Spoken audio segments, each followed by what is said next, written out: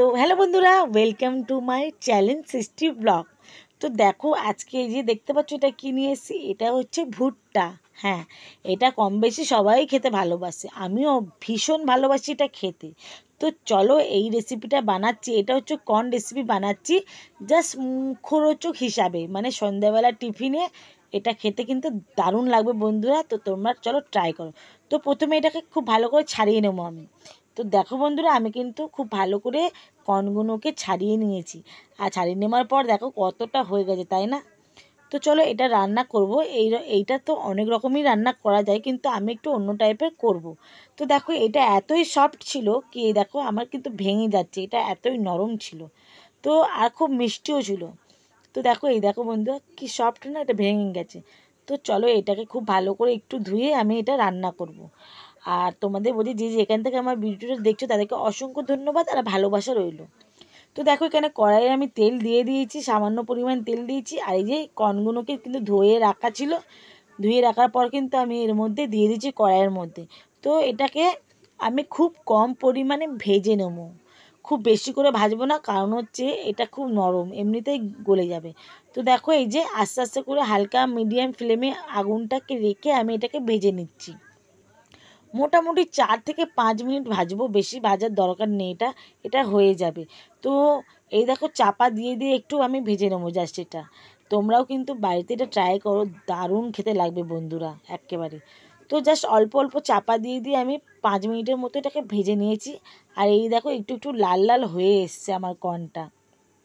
তো এটা তো অনেকেই অনেক রকমভাবেই খায়, তো আমি জাস্ট যেভাবে খাই সেটাই তোমাদেরকে দেখাচ্ছি। এই দেখো স্বাদ মতো লবণ দিয়ে দিলাম, তোমাদের নিজেদের স্বাদ মতো তোমরা লবণটা দিয়ে দিও। আর এই দেখো আর একটু নাড়াচাড়া করে নিচ্ছি, মানে এটা এখনও ভাজা হয়নি।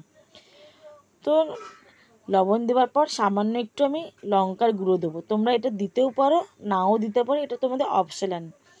তো দেখো এই যে এটা লঙ্কার গুঁড়োটা দেওয়ার পর একটু ভালো করে নাড়াচাড়া করে নিচ্ছি।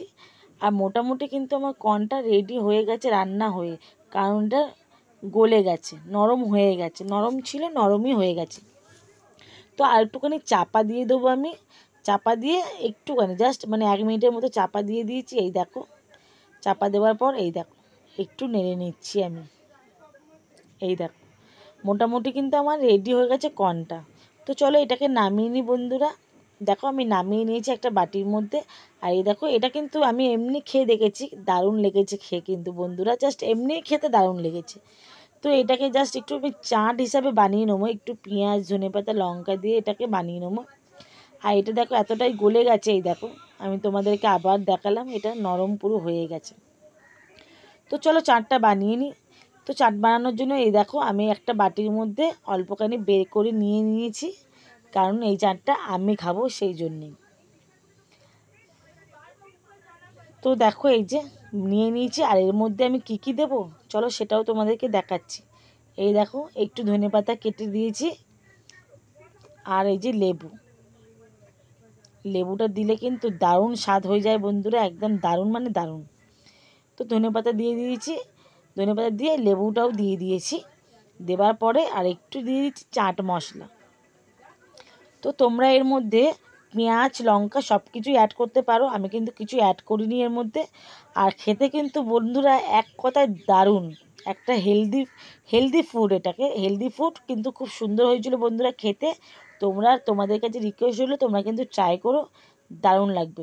আর বাচ্চাদের জন্য তো খুব উপকারী এটা। তো ভিডিওটা কেমন লাগলো তোমরা কিন্তু জানাতে ভুলো না বন্ধুরা। আর এইরকম নতুন নতুন ভিডিও দেখতে আমার চ্যানেলটাকে তোমাদের সাবস্ক্রাইব করে নিতে হবে, আর আমার চ্যানেলের ওপর চোখ রাখতে হবে তোমাদের।